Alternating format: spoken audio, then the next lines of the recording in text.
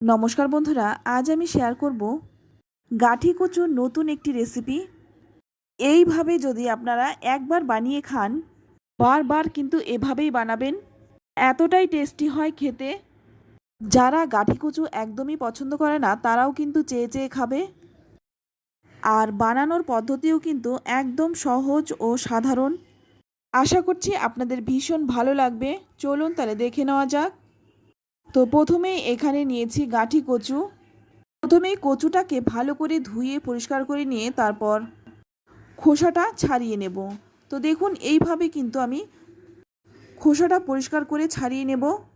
তো এইভাবে কিন্তু সবগুলো কচুর খোসাটা ছাড়িয়ে তারপর কিন্তু ভালো করে ধুয়ে নিয়েছি। এবারে দেখুন পরিষ্কার একটা কাপড় দিয়ে সবগুলো কচুই মুছে নিলাম। তারপর বড় বড় কচুগুলো কেটে নিচ্ছি। তো এখানে আপনাদের একটা টিপস শেয়ার করছি। কচু কিন্তু এই গাঠি কচু কিন্তু সবসময় গোল দেখে কিনবেন। একটু লম্বা হলে কিন্তু সেটা সেদ্ধ হতে অনেকটা সময় লাগে। যেটা একটু গোল সেটা কিন্তু সেদ্ধ হতে একটু কম সময় লাগে, তাই গোল দেখে সবসময় কিনবেন। তো যেগুলো কচু একটু বড় সেগুলো আমি কেটে নিলাম। তো ছোটোগুলো কিন্তু আমি কাটিনি। এবারে এখানে আমি অন্য একটা বড় পাত্রে কচুটা নিয়ে নেব। অন্য পাত্রে নিয়ে নেওয়ার পর এখানে দিয়ে দিচ্ছি 1 চামচ হলুদ গুঁড়ো, আর দিয়ে দিচ্ছি এখানে 1 চামচ কাশ্মীরি লঙ্কার গুঁড়ো। এটা শুধু কালারের জন্য দিয়েছি। এবার দিয়ে দেব 2 চামচ বেসন। এখানে আমি ছোট চামচের 2 চামচ বেসন নিয়েছি। আপনারা কিন্তু বড় চামচের 1 চামচ নিতে পারেন। এবার এখানে দিয়ে দিচ্ছি স্বাদ মতো লবণ। তারপর সমস্ত কিছু দিয়ে খুব ভালো করে মেখে নেব, যাতে সবগুলো গাঠি কচুর গায়ে খুব ভালো করে কোটিংটা হয়ে যায়।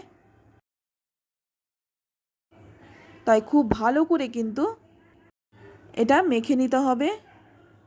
এবার এটাকে মেখে 10 থেকে 15 মিনিটের মতো রেস্টে রেখে দেব। এতে করে মশলাটা কিন্তু খুব ভালো করে কচুটার গায়ে লেগে যাবে। এবার অপর দিকে কড়াই গরম করে নিয়ে এর মধ্যে দিয়ে দিলাম 3 চামচ সর্ষের তেল। তেলটা ভালো করে গরম করে নেব। এবারে দেখুন এদিকে কিন্তু আমি 15 মিনিট রেস্টে রেখে দিয়েছিলাম। এখন কিন্তু আরও একবার খুব ভালো করে মেখে নেব। তো মাখার পরে কিন্তু মশলাটা আরও ভালো করে কচুর গায়ে লেগে যাচ্ছে। এবার এই গরম তেলের মধ্যে কচুগুলো দিয়ে দেব। অনেকেই কিন্তু গাঠি কচু সেদ্ধ করে তারপর রান্নাটা করেন, তবে এই রান্নার ক্ষেত্রে কিন্তু কচুটা সেদ্ধ করব না। এইভাবে যদি কচুটা ভেজে সেটা কিন্তু খেতে বেশি ভালো হয়। হয়তো ভাবছেন কচুটা সেদ্ধ হবে কি না। কচু কিন্তু খুব ভালো করে সেদ্ধ হয়ে যাবে। প্রথমে কিন্তু 2-3 মিনিট সময় নিয়ে কচুটা আগে ভেজে নেব। একটু লালচে রং হলে তারপরে একটা ঢাকা দিয়ে আবারও ভাজবো। এটা ভাজতে ভাজতে অপর দিকে দেখুন এখানে আমি একটা মশলা তৈরি করে নেব। তাই নিয়ে নিলাম 1 চামচ কালো সর্ষে, দিয়ে দিলাম 2টো কাঁচা লঙ্কা, 1 ইঞ্চির মতো আদা আমি টুকরো টুকরো করে দিয়েছি, একটা মিডিয়াম সাইজের টমেটো বীজটা ফেলে তারপরে দিলাম, আর দিয়ে দিচ্ছি একটা মিডিয়াম সাইজের পেঁয়াজ। যদি নিরামিষভাবে করতে চান সেক্ষেত্রে পেঁয়াজটা বাদ দিয়ে দেবেন। তারপর মিহি একটা পেস্ট বানিয়ে নেব।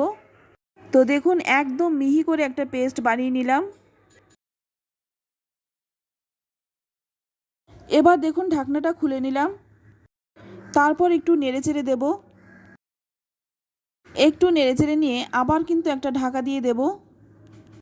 এইভাবে যদি ঢাকা দিয়ে দিয়ে কচুটা ভাজা হয় সেক্ষেত্রে কিন্তু কচুটা খুব ভালো করে ভাজাও হবে, আবার নরমও হয়ে যাবে। তো দেখুন কচুটা কিন্তু অনেকটাই নরম হয়ে গেছে, আর কিন্তু ভাজার প্রয়োজন নেই। এবার কিন্তু নামিয়ে নেব। তো সবগুলো কচুই কিন্তু ভেজে তুলে নিলাম। এবার দেখুন কচুটা ভাজার পরে কিন্তু তেল একটুকু কমে যায়নি। যেটুকু তেল দিয়েছিলাম সেইটুকুই আছে। তো আমার এখানে এতটা তেল লাগবে না, তাই আমি 2 চামচ তেল তুলে নিলাম। এবার ফোড়নে দিয়ে দিচ্ছি হাফ চামচ গোটা জিরে। ফোড়নটা কয়েক সেকেন্ড ভেজে নিয়ে এবার এখানে দিয়ে দিচ্ছি বেটে রাখা মশলাটা। তো সম্পূর্ণ মশলাটা দেওয়ার পর মশলার জারটা ধুয়ে কিন্তু সামান্য একটু জলও দিয়ে দিলাম। এবার এই মশলাটাকে কিন্তু খুব ভালো করে কষিয়ে নিতে হবে। মশলা যত ভালো করে কষানো হবে রান্নাটা কিন্তু তত বেশি ভালো হবে, তাই মশলাটা কিন্তু খুব ভালো করে কষিয়ে নিতে হবে। মশলা থেকে জলটা যখন শুকিয়ে যাবে তখন এর মধ্যে দিয়ে দিচ্ছি হাফ চামচ জিরে গুঁড়ো, হাফ চামচ দিয়ে দিচ্ছি ধনে গুঁড়ো, আর দিয়ে দিচ্ছি হাফ চামচ হলুদ গুঁড়ো। এবার দিয়ে দিচ্ছি স্বাদ মতো লবণ। লবণ কিন্তু ভাজার সময় দিয়েছিলাম, তাই সেই কথা মাথায় রেখেই কিন্তু লবণটা দিয়ে দিলাম। একটু নেড়েচেড়ে নিয়ে তারপর একটা ঢাকা দিয়ে ঢেকে আমি 5 মিনিট রেখে দিয়েছিলাম। তো এবার দেখুন মশলাটা কিন্তু খুব ভালো করে কষানো হয়ে গেছে। এবার এর মধ্যে দিয়ে দিলাম ভেজে রাখা কচুটা। তবে কচুটা দিয়েও কিন্তু মশলার সাথে খুব ভালো করে কষিয়ে নেব। সামান্য একটু জল দিয়ে দেব যাতে করে কষানোটা খুব ভালো হয়। জলটা দিয়েও কিন্তু 3-4 মিনিট একটু ভালো করে কষিয়ে নেব। এবার গ্যাসের আঁচটা একটু কমিয়ে দিয়ে তারপর একটা ঢাকনা দিয়ে ঢেকে আবারও 5 মিনিট রেখে দেব। তো 5 মিনিট পর দেখুন মশলা থেকে কিন্তু তেলও ছেড়ে দিয়েছে, আর কষানোটা যে খুব ভালো করে হয়ে গেছে সেটা কিন্তু দেখে বোঝাই যাচ্ছে। যত কষানো হবে খেতে কিন্তু ততটাই টেস্টি হয়। তো দেখুন কচুটা কিন্তু আগের থেকে আরও অনেকটাই নরম হয়ে গেছে। এবার এখানে দিয়ে দিচ্ছি জল। তো আমি এখানে 1 গ্লাস জল দিয়ে দিলাম। যদি আপনারা একটু পাতলা খেতে চান সেক্ষেত্রে কিন্তু আর একটু জল দিয়ে দেবেন। তো আমি এখানে একটু শুকনো শুকনো করব, তাই এই পরিমাণে জলটা দিয়ে দিলাম। তারপর ভালো করে নেড়েচেড়ে মিশিয়ে নিয়ে গ্যাসের আঁচ লো টু মিডিয়ামে রেখে আবারও 10 মিনিট ঢেকে রেখে দেব। 10 মিনিট পর দেখুন ঢাকনাটা খুলে নিলাম, আর রান্নাটা কিন্তু একদম হয়েই গেছে। তো ভালো করে একটু মিশিয়ে নেব। গরম গরম ভাতের সাথে খেতে এটা ভীষণ ভালো লাগে। তো আপনারা কিন্তু রুটির সাথেও সার্ভ করতে পারেন। তো আমি দেখিয়ে দিচ্ছি কতটা নরম হয়েছে। তো দেখুন কতটা নরম হয়েছে, আর এটা কিন্তু খেতেও ভীষণ ভালো হয়। যারা এই গাঠি কচু খেতে পছন্দ করে না তারাও কিন্তু চেয়ে চেয়ে খাবে। তো এখানে দেখুন আমি সামান্য একটু চিনি দিয়ে দিচ্ছি। তো আপনারা চাইলে কিন্তু চিনিটা স্কিপ করতে পারেন, তবে চিনিটা দিলে মিষ্টি হবে না, শুধুমাত্র স্বাদটা ব্যালেন্স হবে।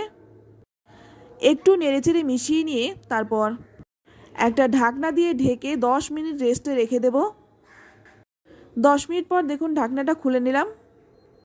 তবে নামানোর আগে কিন্তু একটু ধনেপাতা দিতে পারেন। তো আমি এখানে ধনেপাতাটা দিলাম না।